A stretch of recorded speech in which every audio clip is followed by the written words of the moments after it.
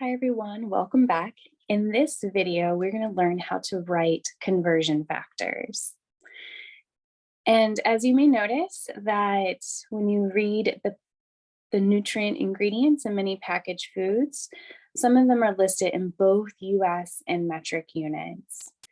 So our learning goal for this video is to learn how to write a conversion factor for 2 units that describe the same quantity. So I believe that conversion factors really take the guesswork out of problem solving. It is going to be your lifeline. It's what I used when I did research in graduate school to make sure that all of my calculations were correct before running every experiment. So as a reminder, qualities use 2 different units to describe the same measured amount. We worked with the qualities in the previous lecture video, so we're going to continue our conversation around equalities. They are written in relationships between units of the metric system, the US units, or between metric and the US units. For example, 1 meter is equal to 1,000 millimeters. And so they're the same thing, but we're using different units. And remember from the previous recording, we discussed different prefixes and what they mean. 1 pound equals 16 ounces. And so that's using the US system. And then 2.20 pounds is equal to 1 kilogram. So going from the US system to the metric system. And so in the previous video, we just simply discussed different equalities, but now we're going to use conversion factors to help us convert from one unit to another. And that's a core chemistry skill, writing conversion factors from equalities. This is not only going to be useful for you in chemistry, but other classes as well. So whenever you are converting an equality to a conversion factor, you can write 2 different conversion factors for the same equality. So for example, there are 60 minutes in 1 hour. We could write that as 60 minutes over 1 hour. And we could also write that as 1 hour over 60 minutes. And so what's on top is called the numerator, on the bottom is the denominator, and we can switch them interchangeably depending on what we're solving for in future problems. As another example, we can have 1 meter is equal to 100 centimeters, and you can write 2 conversion factors for that one equality.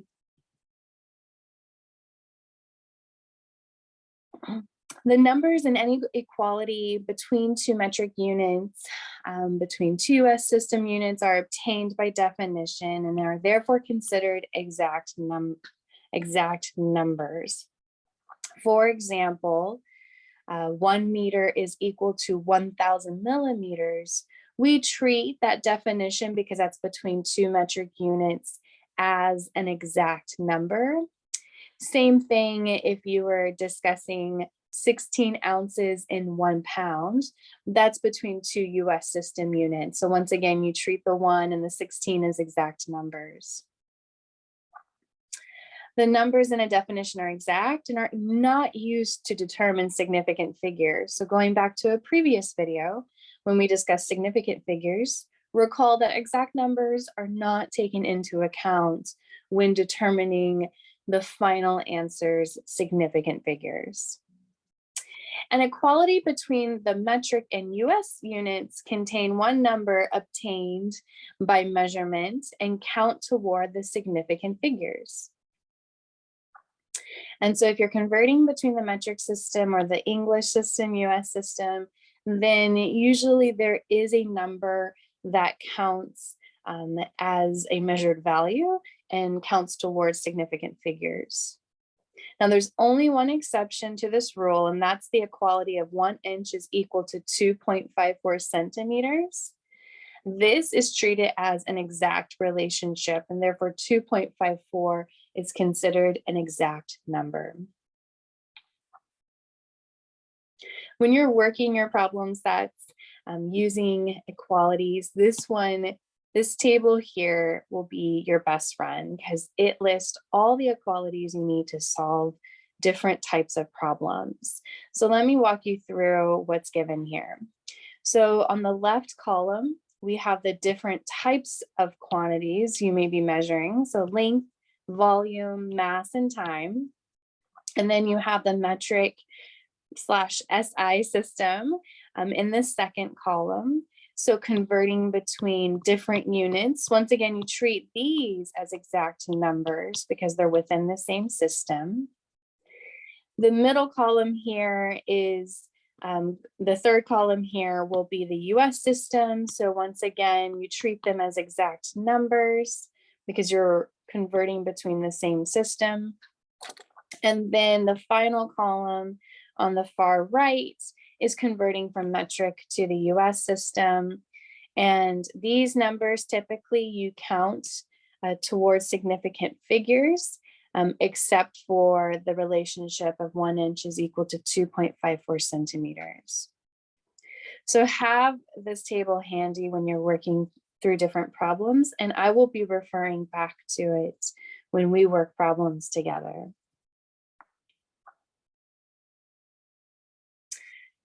So we can write metric conversion factors. For example, there are 100 centimeters in 1 meter. So once again, write both conversion factors. You're going to see me model this technique for any problem solving. I'll write both conversion factors. And then once I teach you dimensional analysis, you'll learn how to choose the correct conversion factor for that problem. Remember that both are just proper conversion factors for the relationship. One is just the inverse of the other.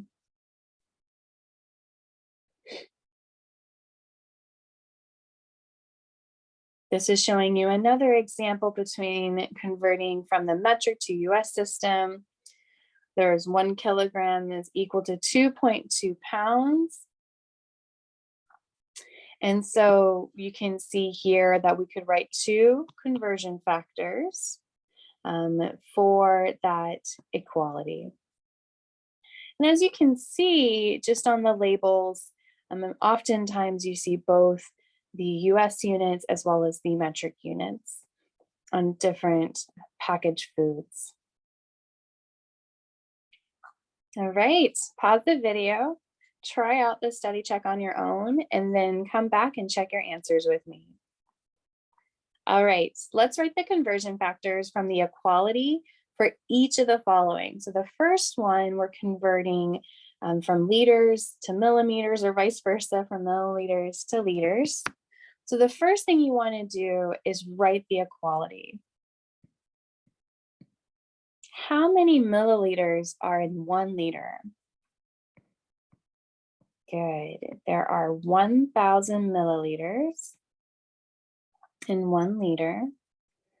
And you can go back and once again, we'll use that table to guide us through here. So there are 1,000 milliliters in 1 liter.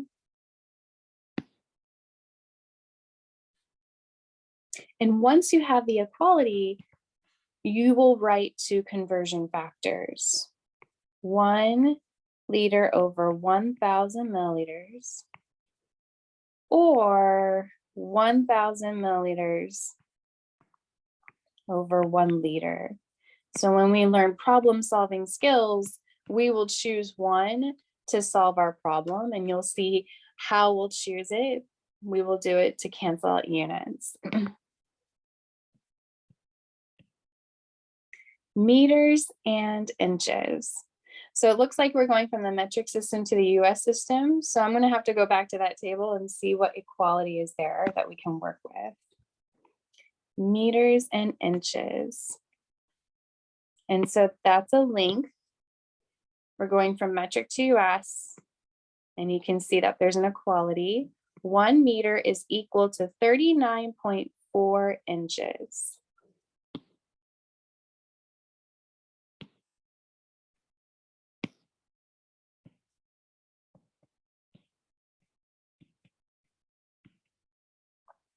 And so the two conversion factors are 1 meter over 39.4 inches or 39.4 inches over 1 meter.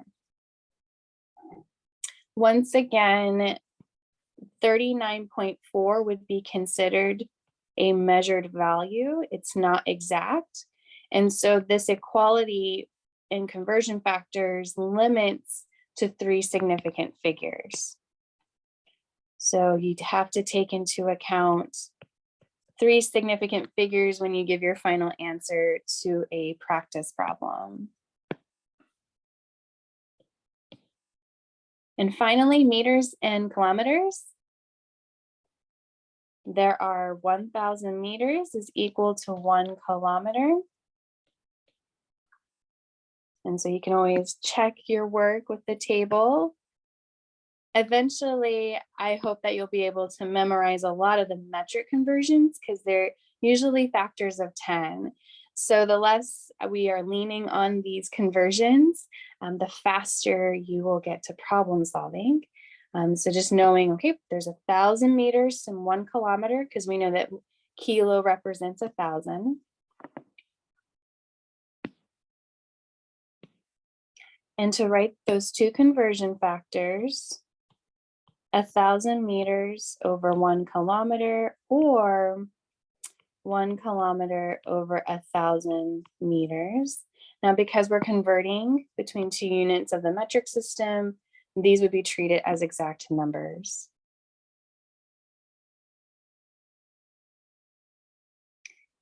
Now, not only will you use equalities from that table, but equalities could also be stated within a word problem.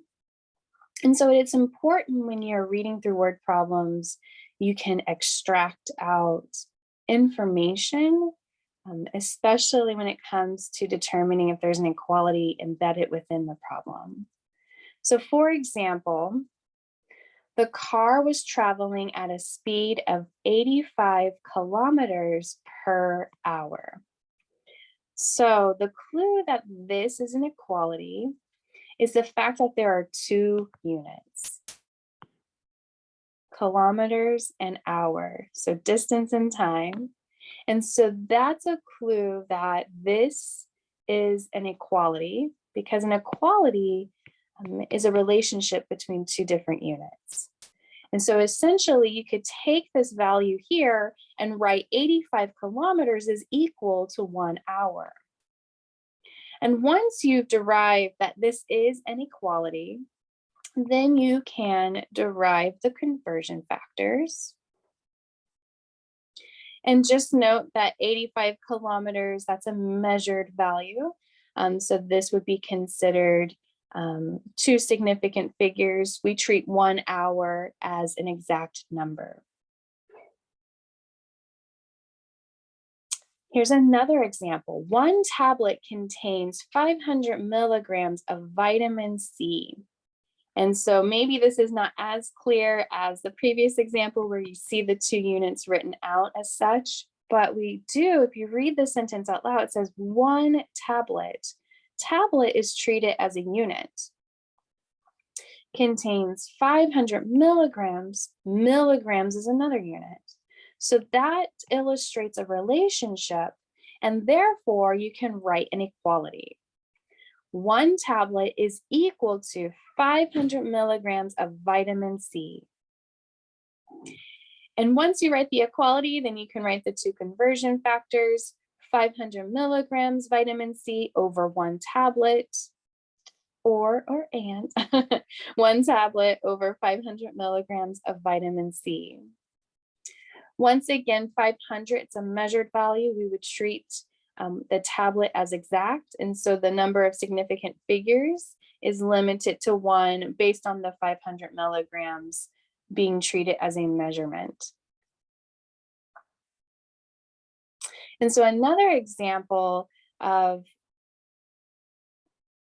the dosage of a medication written as a conversion factor. So more often than not, the dosage problems that you'll be working with will be written as conversion factors. This is Keflex, an antibiotic used for respiratory and ear infections, and it is available in 250 milligram capsules. So another way that this is written, and we'll have to tease out that information, extract it out there. Another way to word that is that one capsule contains 250 milligrams of this antibiotic. And so once you realize, oh, this is two different units, a capsule and a milligrams, this is an equality. And once you write your equality, then you can write your conversion factors. Once again, the mass, the 250 milligrams is a measured value, so that will count towards significant figures. You treat the one capsule as an exact number.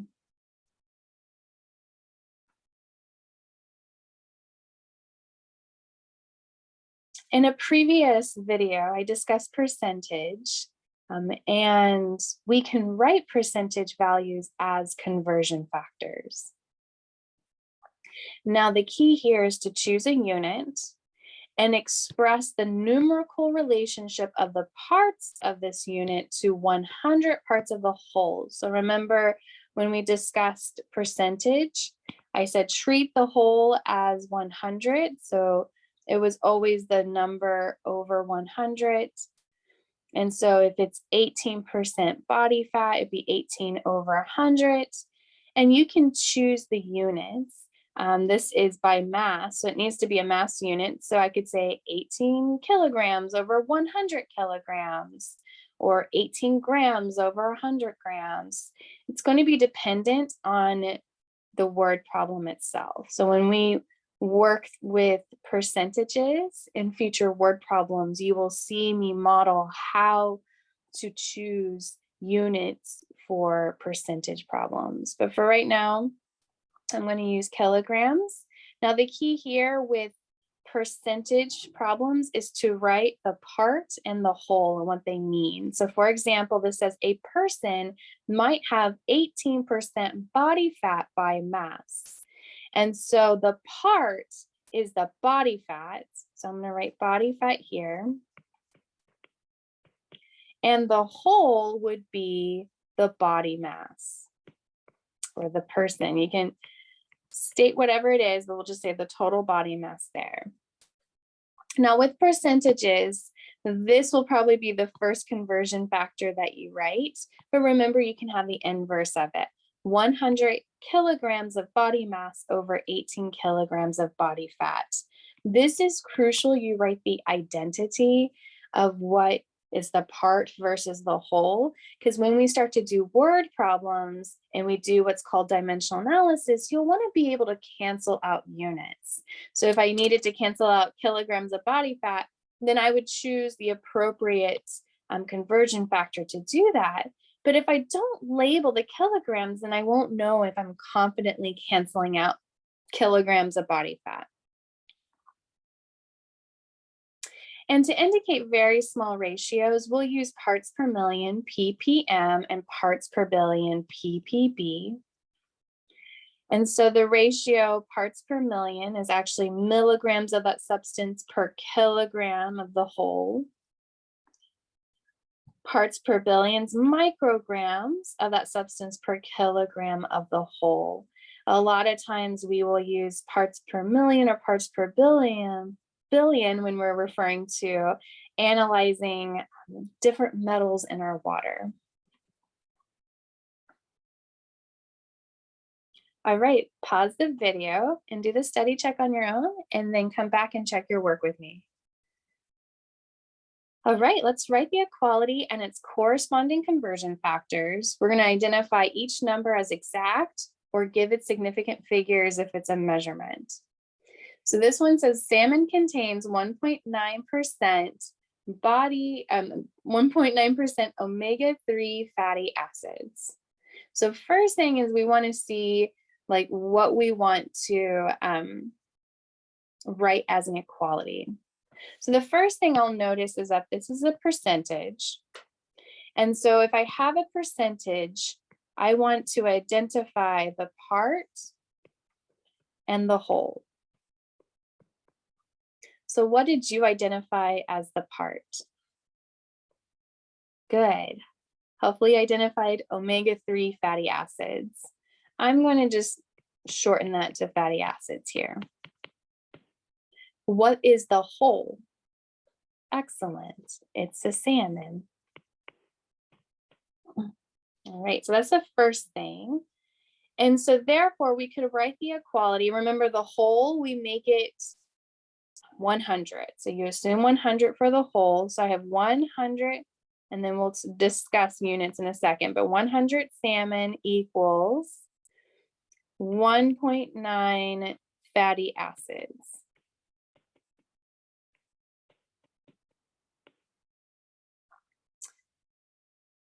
And so in this case here, we're assuming maybe it would say 1.9%, probably assuming by mass here. And so you can use any mass units, just as long as they're the same units. And so maybe if we're thinking about salmon, we can measure this in grams. And so therefore, for every 100 grams of salmon, there are 1.9 grams of fatty acids. If I had said for every 100 kilograms of salmon, then that would mean that there's 1.9 kilograms of fatty acids. So the units change given the context of the problem. I specifically chose grams because I'm thinking about, potential portion sizes of what you would realistically eat. Now you may want to work in ounces. Like if you're like, I'm going to have 4 ounces of salmon, how many fatty acids are in there? That's an example of, a word problem we could work together in a future video. But just want to kind of highlight once again, when you're choosing units, it'll be based on the context of the problem and what you're working with. You just want to ensure that the units are the same on both sides, because what happens is they end up canceling out in a way, grams over grams. You can't have, for example, kilograms of salmon and then grams of fatty acids. That doesn't work for percentages. All right, now once we have the equality, I'm going to write the conversion factors over here. So one conversion factor is 100 grams of salmon over 1.9 grams of fatty acids, or 1.9 grams of fatty acids over 100 grams of salmon. All right, which values are measured and which ones are exact? All right, so let me just write exact, measured. I'm going to use different colored highlighters so we can see. So I'll make exact blue and then measured in pink. So is the number 100, is that an exact number or measured? It is exact. So I'm going to highlight that in blue, which means we do not take it into account when we determine significant figures in a word problem. And 1.9, is that exact or measured? Excellent. This is measured. And so therefore it would limit our significant figures to 2 significant figures based on the 1.9. All right. Once again, let's do some more practice. Pause the video, try the study check on your own, and then come back and check your work with me. All right, let's write the equality and conversion factor for each of the following. The first one is meters and centimeters. And so how many centimeters are in 1 meter? Good. For 1 meter, there's 100 centimeters. And so therefore the conversion factors are 1 meter over 100 centimeters, or 100 centimeters over 1 meter. Part B, Jewelry that contains 18% gold. We'll just do by mass. So this is a percentage problem. And therefore, what is the part and what is the whole? Excellent. The gold is the part and the whole is the jewelry. So the way we can write this is that for every 18, there are 18 grams of gold is equal to 100 grams of jewelry, because that's the whole. We always, for the whole, we make it 100. By mass, I'm going to use grams here. So when we write the equalities, this is 18 grams of gold over 100 grams of jewelry, or 100 grams of jewelry over 18 grams of gold.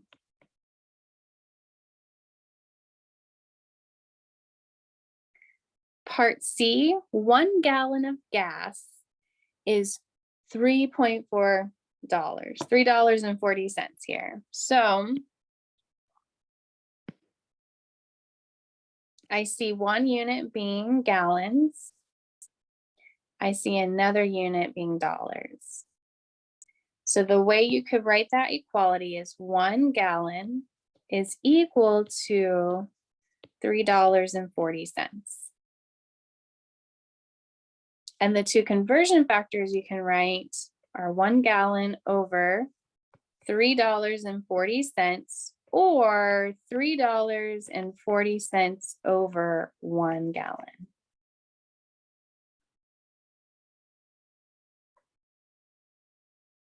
Thank you for watching, and as always, email me with any questions.